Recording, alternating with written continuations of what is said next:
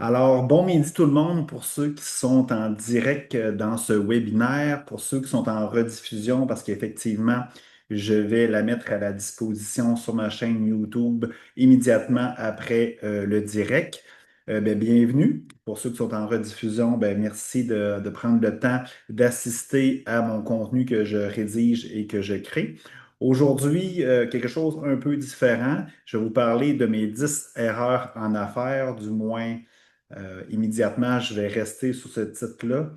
Pour ma part, ce n'est pas des erreurs, c'est plus des apprentissages. On va en parler tout au long de cette conférence.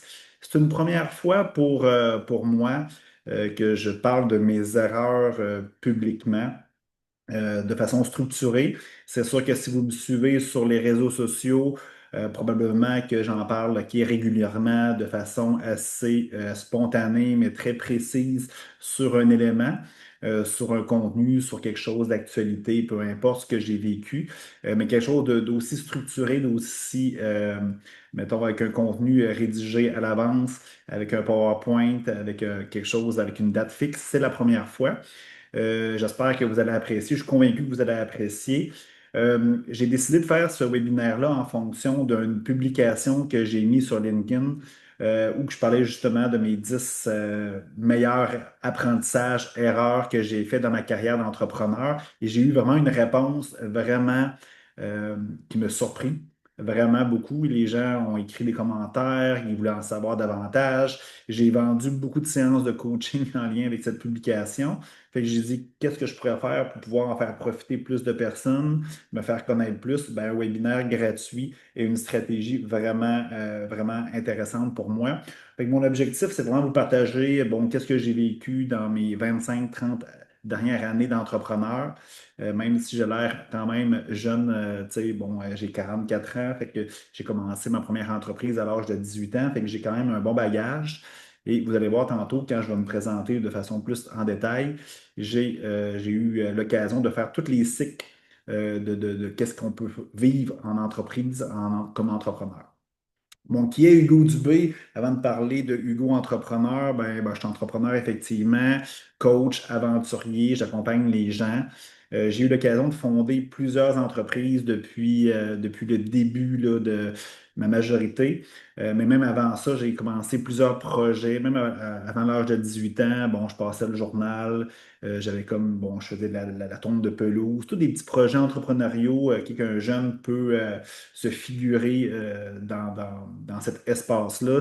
J'essayais de trouver quelque chose. Je suis une personne qui est très créative, alors je ne suis pas nécessairement bon dans l'art, la musique. Bon, la danse, des trucs comme ça, je suis beaucoup plus dans la créativité de projets d'entreprise. Fait que moi, ça m'allume vraiment beaucoup. Ça me permet de libérer ou d'utiliser cette créativité-là. Fait que je suis un passionné de l'être humain. Au fil du temps, j'ai croisé des milliers d'êtres humains. Fait que j'ai commencé rapidement à être passionné par la transformation humaine. Je crois que notre but sur Terre, c'est de grandir et évoluer, que la vie nous envoie des expériences X, Y, Z, justement, un contexte favorable pour grandir. Et quoi de mieux qu'avoir un merveilleux terrain de jeu, avoir une entreprise ou des entreprises, c'est le plus beau terrain de jeu pour pouvoir grandir, évoluer. Bon, j'organise beaucoup de contenu. Vous allez pouvoir à la fin, je donne les informations pour pouvoir me suivre, pour pouvoir s'inscrire aussi à mon infolette. Je fais beaucoup de contenu, que ce soit en croissance personnelle, en entrepreneuriat. Fait que c'est quelque chose qui me passionne énormément beaucoup. Je suis sur toutes les plateformes. Il n'y a pas d'excuses. Si vous voulez me suivre, c'est simple. Bon, je suis un amoureux de plein air, quelque chose qui me différencie beaucoup de d'autres entrepreneurs. Tout ce qui est voyage, aventure, plein air, c'est ma passion. Fait que j'essaie de jumeler tout ça, qui je suis, la croissance personnelle, l'entrepreneuriat, puis dans le fond, tout ce qui est aventure. J'essaie de regrouper tout ça pour faire partager mes passions à le plus de personnes possible. Je me suis donné comme mission d'aider les gens à entreprendre, à être vraiment eux-mêmes. Tu sais, souvent, vous le savez, hein, on veut plaire aux gens, on veut se faire aimer, fait que des fois, on se transforme. Mais je me suis donné comme mission d'aider les gens à être authentiques, transparents, vulnérables dans leur passion. Je suis père de deux enfants, j'ai une blonde aussi, un garçon aussi, fait que vous allez voir, j'ai un côté très humain. Mes projets entrepreneuriaux, rapidement, je ne vais pas mettre trop d'emphase là-dessus. Bon, j'ai ma compagnie Hugo 360, où je fais de l'accompagnement, du coaching pour entrepreneurs, des tests de personnalité. Ce que je fais avec vous aujourd'hui, je redonne à la communauté. J'ai ma compagnie Enos, qu'on fait du développement logiciel, d'automatisation, de l'interconnexion, de l'intelligence artificielle. Ma compagnie Atria, qui fait bon, des services gérés en informatique, cybersécurité, vente de matériel. J'ai un Caval où j'organise des voyages partout sur la planète, des voyages de groupe, d'aventure. Fait que c'est vraiment extraordinaire. J'ai un nouveau projet que je vais vous parler à la fin. Et j'ai une agence marketing, j'ai des immeubles, j'ai de la crypto, j'étais en bourse. J'ai fait beaucoup de choses. Et comme j'ai dit d'entrée de jeu au début de la rencontre, j'ai fait tous les cycles d'un entrepreneur, démarrage, fusion, vente, acquisition, immobilier. J'ai fait aussi, j'ai eu des enjeux importants, j'ai eu des succès vraiment intéressants. Et aujourd'hui, ben, j'enseigne, j'accompagne des gens pour pouvoir les aider à grandir et évoluer. C'est merveilleux. Bon, avant de commencer, le titre, c'est mes 10 erreurs que j'ai faites en affaires. Je me suis rendu compte que quand je mets un terme négatif, ça capte beaucoup l'attention des gens. Au début, je parlais de mes 10 apprentissages, mes 10 meilleurs apprentissages comme entrepreneur. Ça ne fonctionne pas. Au Québec, on a tendance, OK, à avoir un peu d'une culture négative, hein.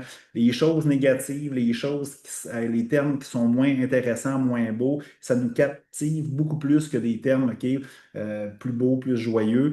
Fait que c'est pour ça que j'ai marqué les 10 erreurs, mais en réalité, pour moi, ce n'est pas des erreurs. Si je suis devant ici, vous, présentement, c'est parce que ces fameuses erreurs-là, ces situations, ces expériences-là m'ont fait grandir. C'est pour ça qu'aujourd'hui, je peux, avec fierté, de vous les partager. Fait que, tu sais, essayez au quotidien, puis c'est peut-être le meilleur conseil que je peux vous donner aujourd'hui, c'est toujours avoir de belles pensées positives, puis essayer d'aller chercher le contenu qui est positif. Tu sais.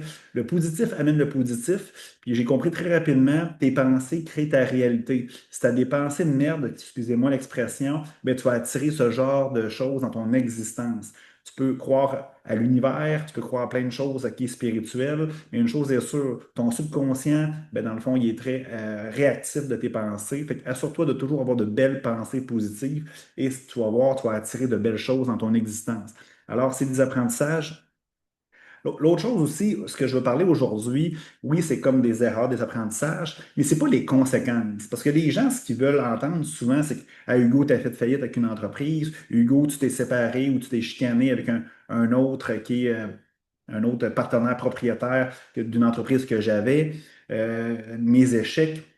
Aujourd'hui, je ne parlerai pas nécessairement de toutes les conséquences que j'ai eues quand j'ai eu des apprentissages, mais je vais vous parler de l'apprentissage en soi ou de l'erreur en soi, qui c'est la cause, OK, qui m'a amené des conséquences dans mon existence. Mais la plus belle conséquence, je répète, OK, c'est de grandir et évoluer, tout simplement.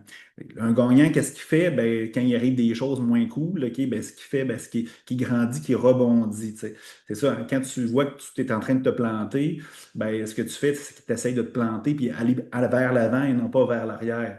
C'est ça qui est la différence entre un gagnant ou une personne qui n'aura pas nécessairement de succès. Rapidement, il y a 4 clés pour être réellement heureux.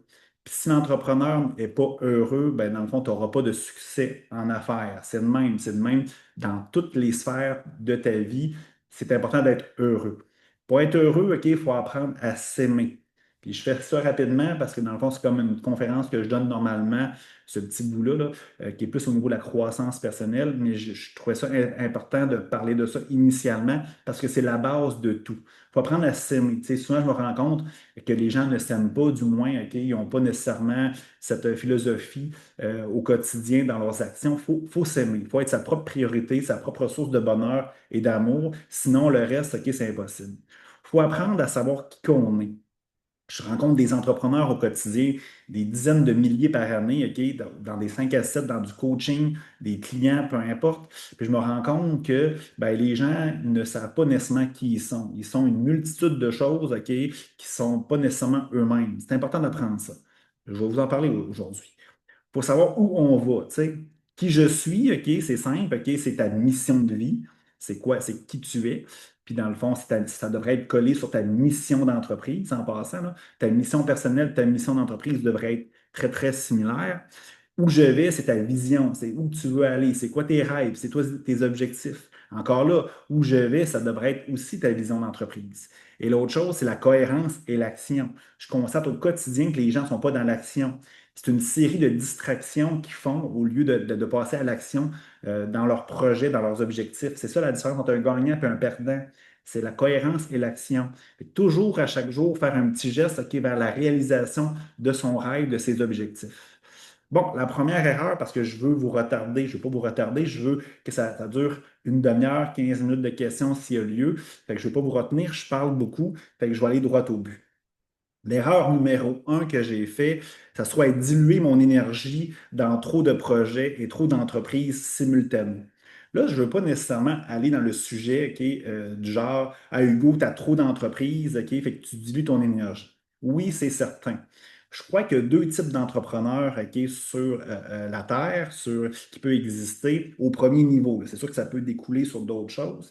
Tu as l'entrepreneur en série, c'est-à-dire c'est une personne qui est comme moi, qui est créative, puis que dans le fond, elle veut créer plusieurs projets. C'est ça qui l'allume. Fait que c'est normal que cette personne-là, elle va s'entourer de collaborateurs qui vont l'aider dans la réalisation de ses projets, mais c'est normal aussi qu'elle développe plusieurs projets. Fait que c'est pas là que je veux aller. Puis tu as l'entrepreneur qui va démarrer ou acheter une entreprise dans un secteur, puis il va aller juste là, puis il va mettre son énergie uniquement là-dessus.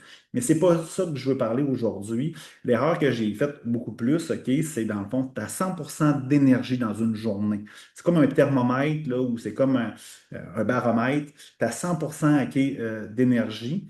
Puis c'est où tu la mets? Il faut que tu choisisses OK, les priorités, les choses qui sont vraiment importantes pour toi.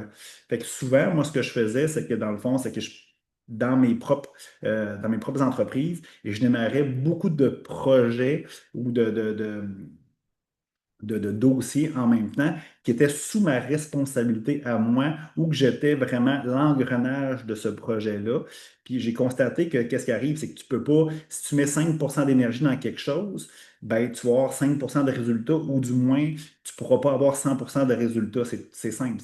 Il y a une corrélation qui est assez simple, c'est le niveau d'énergie que tu mets, tu vas avoir le niveau ok, similaire pratiquement de résultats. C'est sûr qu'il peut y avoir des exceptions, mais normalement, c'est une loi universelle qui est quand même assez fiable. Fait que si tu mets 5% d'énergie, tu vas avoir 5% de résultats. Fait que c'est pour ça que des fois, il y a des projets qui ne fonctionnaient pas. Je mettais pas assez d'énergie. Puis souvent, qu'est-ce qui arrive, c'est que ça prend du temps aussi à démarrer certains projets, certains dossiers. Puis là, j'en démarrais plusieurs en même temps. Puis là, au final, ben, dans le fond, comme dans certaines choses que j'ai vécues, c'est que tous les dossiers arrivaient en même temps à terme, OK, où j'étais complètement débordé, stressé, anxieux. Puis dans le fond, je n'étais pas dans mon bien-être parce que j'avais tout simplement trop de choses à faire. L'autre chose que je veux parler là-dedans, c'est le multitasking, tu sais, le multitâche. OK? J'ai toujours pensé dans le passé que j'étais capable de faire plusieurs choses en même temps. Mais je me suis rendu compte non seulement la corrélation de l'énergie que je vous ai parlé il y a quelques secondes, mais je me suis rendu compte aussi c'est que mes collaborateurs, ils s'en rendent compte aussi que dans le fond, quand j'ai une rencontre avec eux autres, je ne suis pas 100% en train de me consacrer à eux. Souvent, ben, dans le fond, je suis en train d'écrire un courriel, je ne sais pas penser à d'autres choses, je ne sais pas, je faisais d'autres choses en même temps. J'étais l'exemple même du multitasking, puis je me suis rendu compte, encore là, chaque chose que je faisais, ben, je n'avais pas de résultat ok, à 100% parce que dans le fond, je ne faisais pas une seule chose à la fois. Aujourd'hui, c'est ça, je pratique juste des rien que. Je vais manger au restaurant, je fais juste manger. Je parle avec quelqu'un au téléphone, OK, je fais juste lui parler. J'ai une conférence, OK, un webinaire avec Hugo Dubé, OK, comme vous faites présentement. Ce que je fais, je me consacre uniquement à ce webinaire-là pour avoir 100% d'informations. C'est le but de ça. Fait que je fais juste des rien que, ce qui me donne beaucoup plus de succès dans toutes les choses ok, que je fais tout simplement. Alors, pour résumer, vous avez 100% d'énergie, mettez-le à la bonne place et aussi, n'ayez pas peur ok, de mettre 100% d'énergie dans une seule et unique chose, vous allez avoir beaucoup plus de résultats. Je poursuis avec ma deuxième erreur qui se trouve ne pas mettre fin à des relations, à certaines relations par peur de décevoir ou d'avoir des répercussions. Ça, c'est vraiment important. J'ai plusieurs petites diapositives en lien avec ça. Régulièrement dans ma vie, dans le passé, il y a environ 5 à 10 ans, ben, dans le fond, je pensais que j'avais des collaborateurs qui étaient vraiment essentiels dans mon entreprise et je me suis rendu compte, OK, au fil du temps, que non seulement c'était l'inverse. Tu peux être compétent, mais dans le fond, si tu n'aides pas à faire progresser les autres, si par exemple, OK, tu contamines l'équipe, ben, je veux dire, c'est négatif. Un employé qui est compétent uniquement, c'est pas nécessairement le meilleur employé. J'ai sorti un slogan, OK, dans mon entreprise, dans mes entreprises, dans mes projets que je fais, soit que tu contribues ou soit que tu contamines. Tu sais. Fait que c'est important de comprendre ça. Puis j'ai créé cette image-là ici que vous pouvez voir à l'écran. Vous voyez sur l'axe OK, qui est vertical, ben, dans le fond, incompétent, très compétent, fait que c'est un axe. Et l'axe horizontal, ben, faiblement engagé, non motivé, à très engagé et motivé. Fait que ton meilleur employé devrait être la personne qui est compétente et très engagée et motivée. La zone rose en haut, meilleur employé. Malheureusement, OK, moi, mais je constate que c'est le cas de plusieurs entreprises, ben, dans le fond, c'est que les gens sont très compétents, mais très peu engagés. Fait que c'est vraiment, vraiment un problème parce qu'elle va contaminer l'ensemble de l'équipe. Exemple, dans la majorité de mes entreprises, vous le voyez un peu sur mon chandail, on est des entreprises vraiment humaines, avec des valeurs humaines, de collaboration, de confiance. Chez nous, ben, ce n'est pas nécessairement le facturable, OK, qui est le, le, le, le- l'indicateur pour dire que l'employé est bon ou mauvais. Non, chez nous, il y a d'autres indicateurs, OK, comme la collaboration, la confiance, l'entraide. Puis souvent, ben, c'est ça. Si un employé qui mise uniquement sur son taux facturable, ben, elle va à l'encontre des valeurs de l'entreprise. Puis c'est sûr qu'elle va faire des gestes qui vont aller à l'encontre de notre vision d'où on veut aller. Fait que faire attention beaucoup sur les employés qui sont très compétents et non engagés. Ben, vous allez comprendre que quelqu'un qui est incompétent, mais qui commence, par exemple, qui est en apprentissage, mais très motivé. Ça, c'est le deuxième cas, OK, qui est vraiment intéressant dans votre business. Puis c'est sûr que la personne qui est non compétente et non engagée, c'est effectivement quelqu'un à remplacer très rapidement. J'ai un peu modifié l'image pour la rendre un petit peu plus intéressante. Il y a des petites fautes de français. J'ai utilisé l'intelligence artificielle. La théorie de la citrouille. C'est une théorie que j'ai trouvée à gauche et à droite. Je pense que c'est l'université de Disney qui font des livres intéressants en business. Ce qu'il disait, c'est que c'est simple, c'est que dans le fond, dans un champ de citrouille, un plant de citrouille, il y a trois citrouilles normalement qui poussent. Il y a toujours une grosse citrouille puis deux petites citrouilles, à cause que la grosse prend beaucoup d'énergie, beaucoup d'eau, peu importe, plus de soleil, les autres sont plus à l'ombre. Fait que l'agriculteur, qu'est-ce qu'il fait? C'est qu'il arrache la grosse citrouille, il la jette pour faire progresser de façon plus importante les deux autres. Et c'est plus payant comme ça, avoir deux grosses citrouilles qu'avoir juste une citrouille qui est grosse. Fait que c'est ça qui arrive. Puis la grosse citrouille, on la laisse pousser, les deux autres vont mourir. Puis elle est moins bonne au bout. La citrouille est trop grosse. Fait que c'est moins intéressant. Fait que c'est plus intéressant de des fois enlever la grosse citrouille. Ce que je veux dire, c'est que dans cette théorie-là, dans votre business, c'est que souvent, la personne que tu penses qui est la plus compétente, la plus qui fait progresser plus l'entreprise, c'est souvent ceux qui vont empêcher de progresser les autres. Fait que toujours avoir ça en tête avec mon fameux tableau de compétences versus motivation. Ma troisième erreur, et non la moindre, c'est dire oui pour faire plaisir au détriment de mes besoins. J'ai compris au début, vous allez voir, je vais parler d'intention tout à l'heure, OK? Puis j'ai compris qu'au début, bon, tu sais, mon intention était d'être heureux quand j'ai démarré mes entreprises, mais au fil du temps, ben, tu sais, l'entreprise grossit, les choses changent aussi, puis on veut plaire à tout le monde, on veut être reconnu aussi, surtout quand tu as eu du succès très, très jeune. Puis à un moment donné, j'ai rentré dans une facette de ma vie où que j'avais besoin de dire oui à tout le monde. Puis là, je ne veux pas nécessairement dire oui OK, à nos employés qui veulent avoir une augmentation de salaire ou des choses comme ça. C'est dire oui à tout le monde. Tu sais. Fait que j'avais commencé à dire oui, exemple, à tous les clients. Des clients, par exemple, qui veulent avoir besoin de nos services. Peu importe si ça ne fitait pas dans notre philosophie, peu importe si le client n'était pas nécessairement un client type chez nous, un client niche, ben, je disais oui.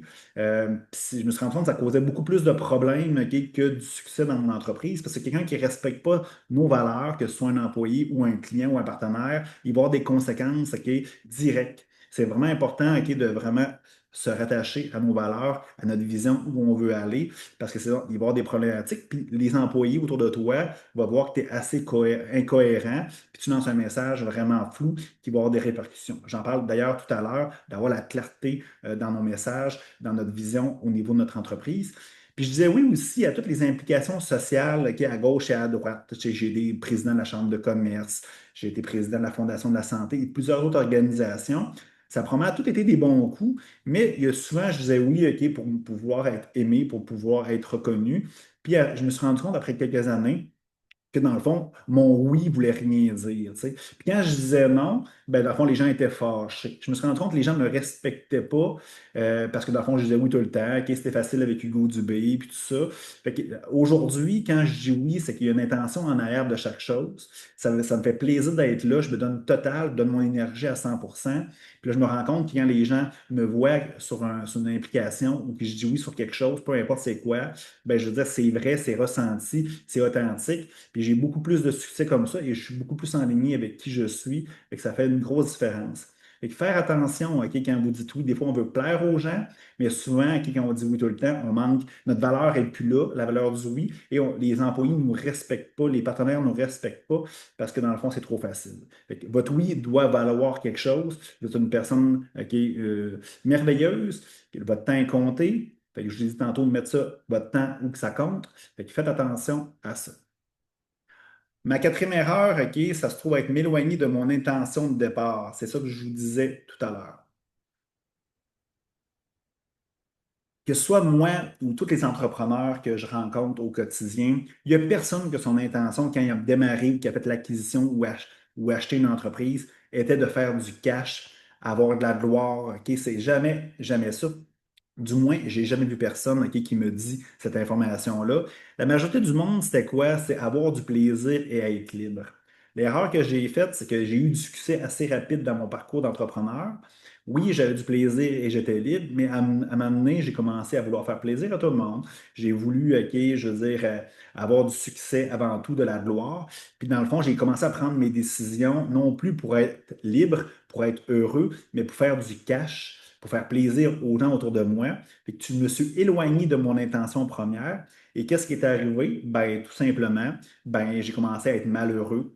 En 2019, pour les gens qui me suivent, ben, j'ai eu une genre de dépression. Parce que dans le fond, j'étais en crise professionnelle, en peine d'amour, en crise existentielle, parce que j'étais vraiment éloigné de qui je suis. Et je parlais tantôt, une des clés pour être heureux, c'est savoir qui on est. Ben, c'est justement jamais s'éloigner de cette intention-là, de qui vous êtes. Ça va faire une grosse différence dans votre entreprise. Puis là, ça, c'est pour le démarrage, c'est pour l'achat de l'entreprise, c'est pour votre projet entrepreneurial, mais c'est la même chose pour toutes les actions que vous faites au quotidien. Vous inscrivez votre enfant au soccer cet été, un camp de jour, peu importe, OK, vous désirez vous marier, vous voulez par exemple partir en vacances à telle place, peu importe, même personnellement, c'est quoi l'intention en arrière de chaque chose que vous faites? Puis essayez de savoir, OK, est-ce que vous le faites pour vous-même ou vous le faites, OK, pour être reconnu, pour avoir de la gloire ou peu importe. Il y a une grosse différence entre les deux. C'est un peu la même chose que sur ma cinquième erreur. C'est faire passer la reconnaissance ou l'argent avant mon bien-être. Puis je me suis rendu compte qu'il y a une corrélation universelle qui est vraiment qui fonctionne à toutes les sauces, OK? C'est que j'ai appris que être dans mon bien-être, faire les choses, OK, qui font en sorte que je suis bien. Comme moi, je vous ai parlé tout à l'heure, je suis un aventurier, j'aime le plein air, j'aime voyager, j'aime aider les gens. Et quand je fais ces éléments-là dans mon quotidien, c'est-à-dire que plusieurs fois par jour, ben, je suis dans mon bien-être. Puis quand je suis dans mon bien-être, OK, la corrélation, c'est quoi? C'est que je vais attirer mon bonheur, je vais être heureux. Et quand je suis heureux, vu que je suis le leader de mes organisations, ben, dans le fond, je vais attirer l'abondance dans ma vie. Puis l'abondance dans ma vie, c'est pas nécessairement du cash. Le mot abondance, c'est souvent galvaudé, puis c'est souvent du cash, c'est souvent du matériel. Mais pour moi, l'abondance, oui, ça peut être OK, l'abondance financière, mais c'est aussi l'amour, c'est aussi genre, le plaisir, le bonheur, qu'est-ce qui compte pour toi dans ma vie, les voyages. Fait que c'est ça. Fait que je répète, la corrélation, c'est quoi? C'est être dans mon bien-être égale être heureux égale être dans l'abondance selon votre définition de l'abondance. Ma sixième erreur, pis ça, c'est une bonne, là. C'est une bonne sérieusement. C'est écouter les conseils de spécialistes qui n'ont jamais eu d'entreprise. Puis là, il y a peut-être des comptables, des banquiers, des notaires qui m'écoutent présentement, là, puis c'est correct, OK? Je veux dire, je ne suis pas là pour nécessairement pour vous planter dans le mur, OK? Mais c'est important de comprendre ça. Moi, au début, c'est sûr que quand j'ai eu du succès, j'ai commencé à faire de l'argent, ben, tout le monde, OK, sont lancés sur moi pour me vendre leurs services. Et j'ai été influencé, OK, par plusieurs spécialistes, sans les nommer, qui ont fait en sorte que j'ai pas écouté ma petite voix. ma vibe, OK, mon- mon- mon- mes idées d'entrepreneur, mes objectifs et mes rêves, mon intention première quand j'ai démarré mes projets. Et j'ai écouté des spécialistes, puis je me suis rendu compte, OK, clairement que, tu sais, exemple, un comptable, mais un comptable, là, je veux dire, OK, s'il n'a pas sa propre entreprise, puis d'ailleurs, mon comptable, OK, que j'adore, OK, c'est un ami, mon comptable externe, ben lui, il a sa propre firme. Fait que dans le fond, c'est bien. Quand il me parle de conseils, ben, je peux les prendre avec un peu plus d'attention parce qu'il peut vivre ce que moi, je suis en train de vivre présentement. Fait que prenez toujours des gens qui sont, qui ont déjà vécu ce que vous êtes en train de vivre. Comme ça, ils vont pouvoir vous donner des bons conseils. Quelqu'un qui n'a pas vécu ça comme un comptable, ben, je veux dire, c'est facile de dire, OK, tu devrais faire telle affaire quand tu l'as jamais vécu, quand tu n'as jamais osé faire telle affaire. Puis vous allez comprendre qu'un comptable, un banquier, des choses comme ça, les autres, c'est pas des entrepreneurs. Fait que c'est sûr qu'ils ne sauteront jamais les deux pieds joints dans le précipice, OK, pour une passion, un rêve, des objectifs, comme un vrai entrepreneur le ferait, OK? Fait que c'est important de comprendre ça. Prenez quelqu'un qui va vous aider, qui est comme vous, qui a vécu ce que vous vivez présentement uniquement. Puis ça, je fais depuis plusieurs années. Et c'est ça que je fais, moi, avec les entrepreneurs. Tu sais, je veux dire, on voit des milliers de coachs sur LinkedIn, puis à gauche, puis à droite, OK? Puis ils ont des formations. Mais est-ce que vraiment, OK, eux autres, ils ont l'expérience, ils ont la sagesse, puis ils ont la même expérience que vous avez besoin d'aller chercher, qui ont vécu ces choses-là? Prenez ça en note, c'est vraiment important. Sinon, il peut y avoir des problématiques dans votre entreprise. Puis eux autres, ben, quand ils vous donnent des conseils, ben, ils s'en lavent les mains après, hein. C'est toi le responsable, OK, si tu as des problèmes de cash flow par la suite ou si tu as tel problème en ressources humaines, les autres ne sont pas responsables, ne sont pas dans l'organisation. C'est ta responsabilité. Toujours écouter votre petite voix intérieure. C'est important. Si vous êtes entrepreneur, vous l'avez, OK? Puis souvent, on prend des décisions pas nécessairement avec des faits, parce que dans le fond, on sent un feeling sur quelque chose. Ben, c'est ça votre force comme entrepreneur. Écoutez-la, ça va faire une grosse différence dans votre entreprise. Je vais juste valider s'il y a des questions. Non. Si vous avez des questions, d'ailleurs, vous pouvez écrire dans le clavardage. S'il y a des problématiques aussi techniques, vous pouvez l'écrire. C'est en haut ou en bas dans l'option clavardage ou chat. Pour les gens qui m'écoutent en rediffusion, ben, vous pouvez m'écrire. À la fin, je donne mon adresse de courriel. Vous allez pouvoir m'écrire ou prendre rendez-vous avec moi. Ça va me faire vraiment, je vais être vraiment intéressé à vouloir vous parler. Ma septième erreur, OK, c'est manquer de clarté dans mes objectifs et dans mes demandes. Ça, je vais parler, OK, de la sixième, OK, que c'est une bonne, OK, écoutez les spécialistes. Euh, bon, ça, je pense, c'est une des plus importantes erreurs que j'ai fait et j'ai la solution, OK, à tous vos problèmes que vous pouvez avoir dans votre entreprise, c'est la clarté, OK? Je vous ai parlé tantôt de l'importance d'apprendre à se connaître. OK? C'est important. C'est important d'être authentique, d'avoir son intention, avoir toujours une intention, OK, qui vous est propre, OK, dans chaque chose que vous faites. Ben, c'est ça. Plusieurs projets que j'ai démarrés ou d'entreprise, ben, j'avais de la difficulté à bien véhiculer, OK, ce que je voulais vraiment avec mes collaborateurs. Au début, j'étais seul avec moi-même. C'est facile, OK, je veux dire, de faire un projet quand tu es tout seul, puis l'enligner comme tu le veux, OK, du début jusqu'à la fin. Tu es seul, puis dans le fond, tout dépend de toi, ta persévérance, ta patience, OK, puis l'exécution et la cohérence que tu vas mettre dans ce projet-là.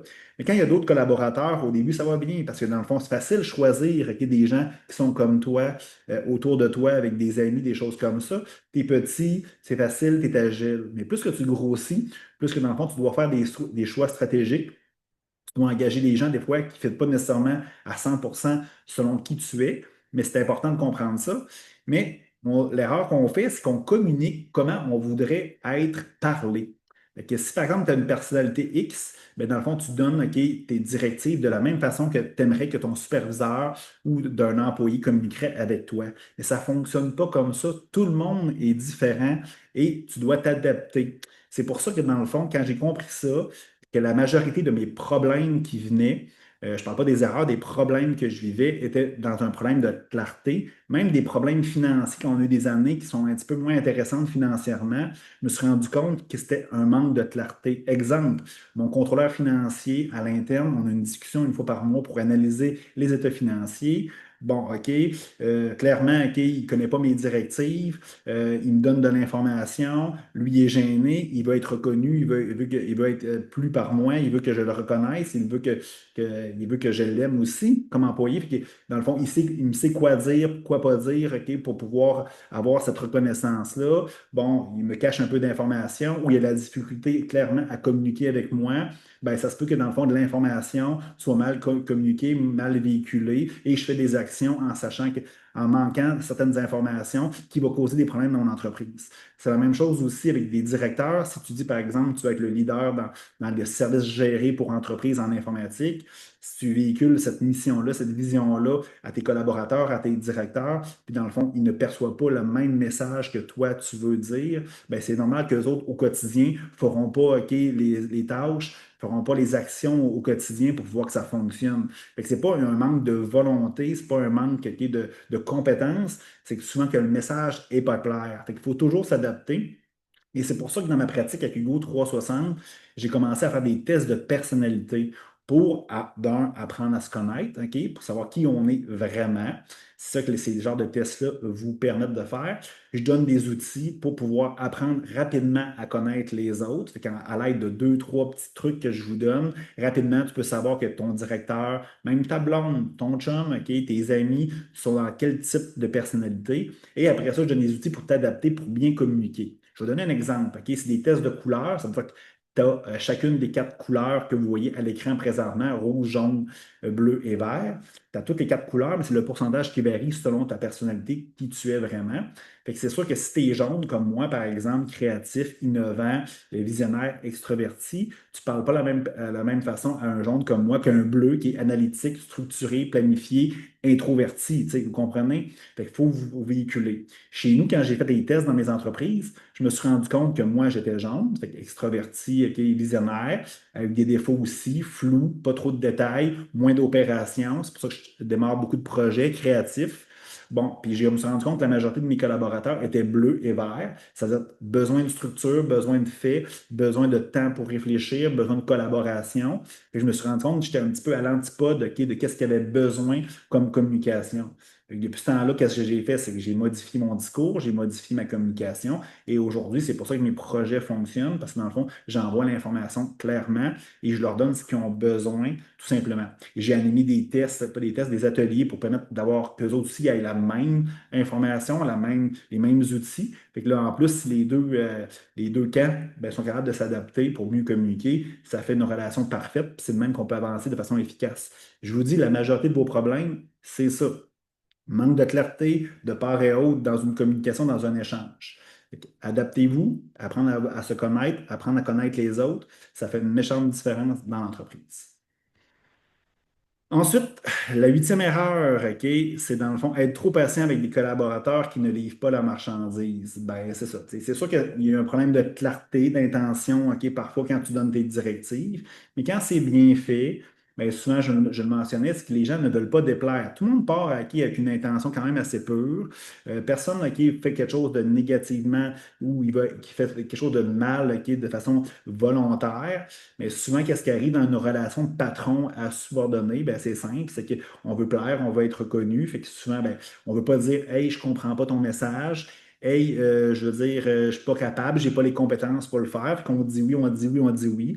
Qu'on rentre dans une spirale, OK, où que ton collaborateur n'est pas capable, OK, de livrer la marchandise, ne comprend peut-être pas aussi clairement le message. Fait que toi, dans le fond, tu te laisses embobiner par ses réponses. Ah, ben, j'ai pas eu le temps ce mois-ci. Ah, ben, OK, j'ai eu tel imprévu.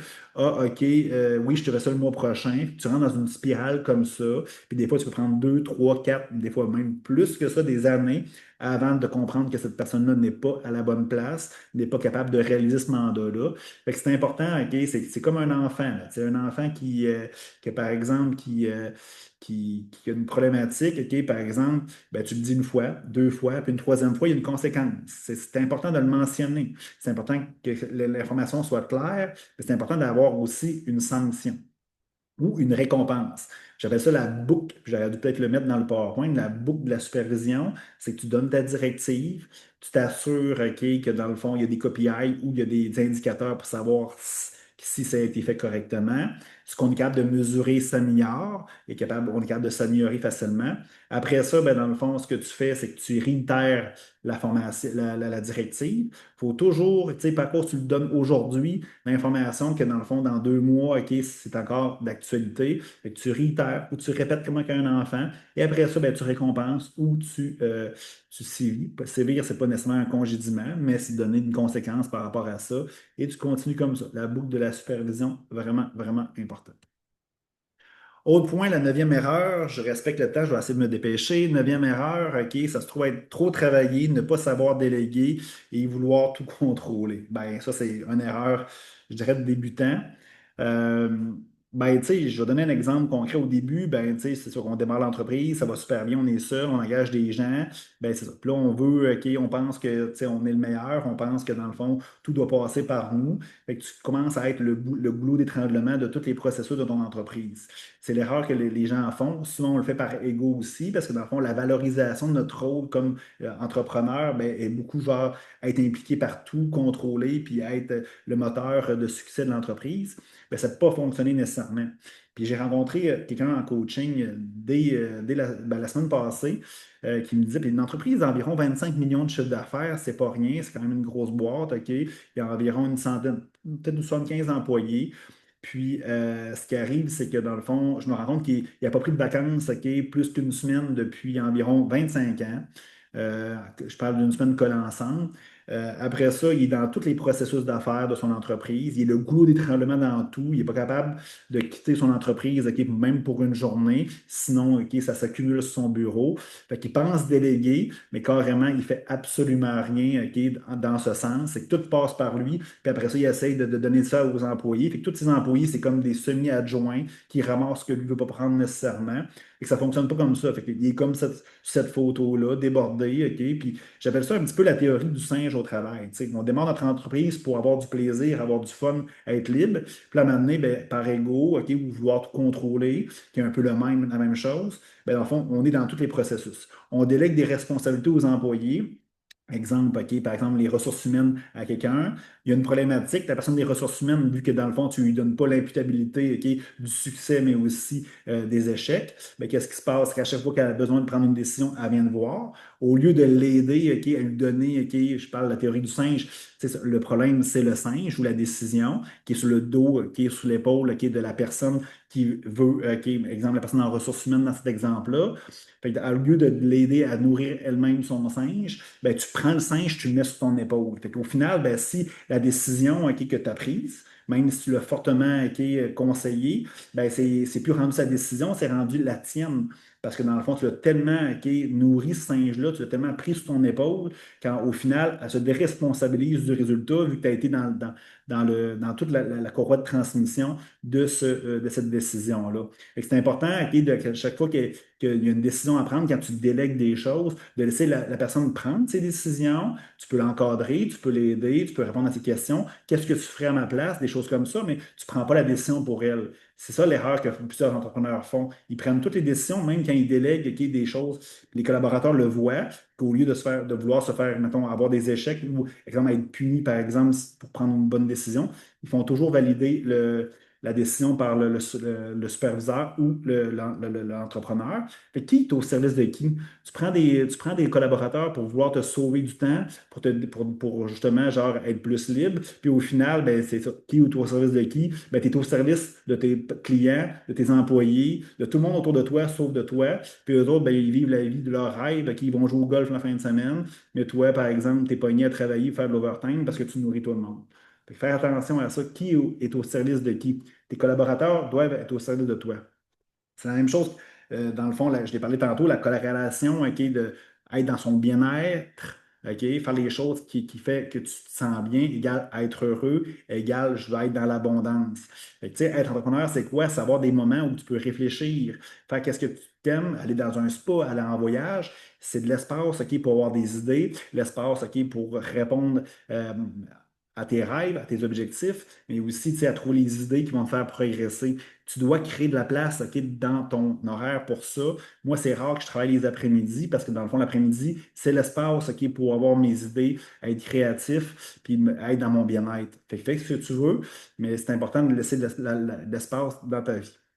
Comment déléguer? Ben, tu sais, là, une petite erreur de frappe ici en bas, c'est ChatGPT qui m'a fait cette image-là. Tu sais, souvent, les gens, qu'est-ce qu'ils font? Ils ne savent pas déléguer. Ils prennent tout, OK? Puis après ça, ils essaient de, comme je disais tantôt, ils essaient de donner ça à qui de droit, à qui dans son entreprise. Mais il est déjà trop tard. Qu'est-ce que tu dois faire pour déléguer? Dans le fond, c'est créer des processus où que les choses arrivent aux bonnes places immédiatement. Tu comprends, ça ne passe pas par toi. Exemple, par exemple, il y a un nouveau client qui rentre chez vous. Ben, si, exemple, tu le prends et tu le délègues à tes vendeurs par la suite, tu sais, tu déresponsabilises tout le temps le monde. Tu crées un pool, OK, où tu crées genre un canal de communication pour les nouveaux clients. Tu délègues ça genre à pas un individu pour que lui-même soit un goulot d'étranglement, mais ça prend un processus qui est, dans le fond, qui n'est pas humain, qui fait en sorte que, dans le fond, qui se repose sur quelque chose de solide et à long terme. Fait que ce que j'appelle la craque de divan, c'est simple. C'est que si tu mets des processus OK, partout pour éviter que ça arrive à toi, puis après ça, ben, dans le fond, s'il y a quelque chose qui arrive dans le crack du divan, ben là, tu le prends, puis là, tu crées le processus en question. Tout prendre puis le déléguer, c'est pas déléguer. Ça. C'est du contrôle, de la mini-gestion, c'est pas ça. Fait que créer des processus, assure-toi que ça ne repose pas sur un individu, qui soit fluide, soit rapide. Puis on est rendu là dans l'ère de l'intelligence artificielle, de l'automatisation, de l'interconnexion, tu es capable de le faire. Ma dernière erreur, avant de vous libérer, ben, c'est vouloir être aimé et reconnu au lieu simplement d'être soi-même. Ben, c'est ça. La clé aujourd'hui, OK, c'était peut-être pas le même il y a 10 ans, mais la clé aujourd'hui, c'est d'être toi-même, d'être authentique et d'être vulnérable. Je sais pour les hommes, OK, c'était pas nécessairement à la mode à l'époque, là. Il fallait être loin de nos émotions, puis tout ça, mais ça marche plus, là. Les gens veulent des gens authentiques, des gens honnêtes, des gens vrais.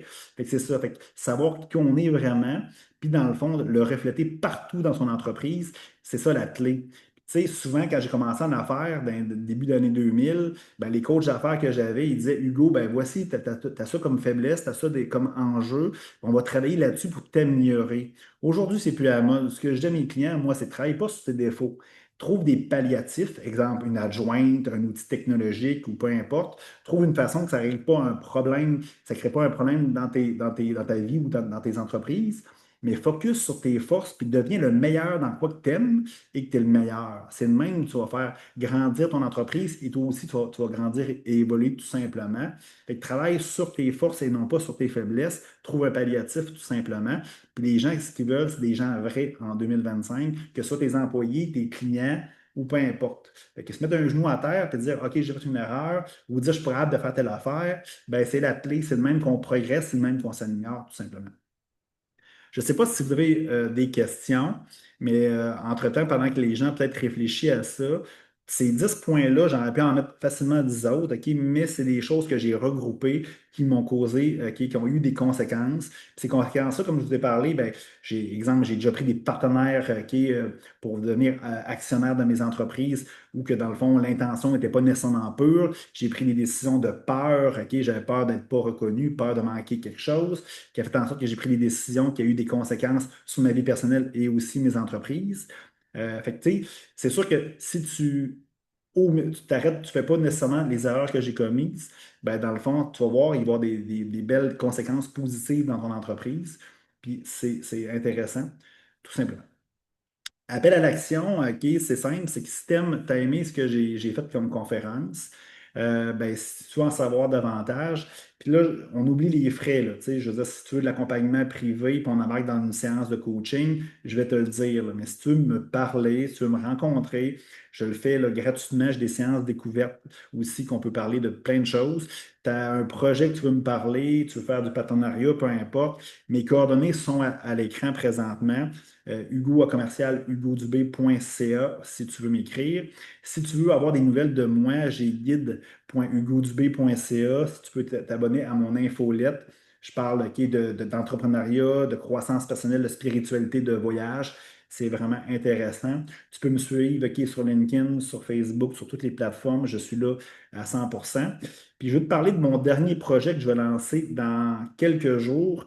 Ça s'appelle buyidea.biz. OK? Le site web est en construction. Là, je suis en train de le mettre en ligne aujourd'hui. Là. Mais si tu veux avoir plus de nouvelles, tu peux t'abonner à l'infolette qui est en bas, le mail.buyidea.biz. Mais si tu es déjà abonné dans mon infolette personnelle, tu vas recevoir quand même l'information. Je vous ai parlé tantôt, OK, je suis une personne très créative, que j'ai plein d'idées. J'ai pas tant de toutes les réaliser, ces idées-là. Puis j'ai tellement de personnes qui viennent me voir, qui manquent d'idées, qui manquent de projets ou d'intentions premières pour démarrer un projet. Ce site-là, c'est simple, c'est que tu vas pouvoir aller dessus, puis tu vas pouvoir acheter mes idées sous forme juste d'idées, sous forme d'idées complètes, sous forme de plans d'affaires détaillés. Je peux même aussi réaliser ton projet pour toi aussi à 100% ou t'accompagner à 100% dans ce projet-là. Je peux te donner de l'exclusivité aussi de cette idée-là ou je peux le revendre si tu veux payer moins cher. Fait que j'ai 800 idées OK, qui vont être dessus. Je ne sais pas si je vais toutes les mettre initialement, ça prend quelques temps, mais présentement, dans mon booking, j'ai facilement 800 idées qui partent de quelque chose de vraiment terre à terre, comme des boutiques versus des projets d'applications mobiles d'intelligence artificielle. Fait que beaucoup de contenu. Abonne-toi si tu veux en savoir davantage. Puis le mot de la fin, ben c'est ça. Fait que j'espère que tu as apprécié ce webinaire-là. J'ai pas trop dépassé, j'ai dépassé 2 minutes. Je parle beaucoup. J'espère que dans le fond, ça t'a aidé. J'espère aussi que ça va, pour les gens qui n'ont pas d'entreprise, que ça va leur donner le goût d'entreprendre. Toujours écouter sa petite voix, toujours être authentique, apprendre à se connaître, apprendre à savoir où tu veux aller, c'est la clé. Fait que je te souhaite une très belle journée, puis on se reparle très bientôt dans d'autres contenus ou si tu m'écris, on va se parler. À la prochaine. Bye bye.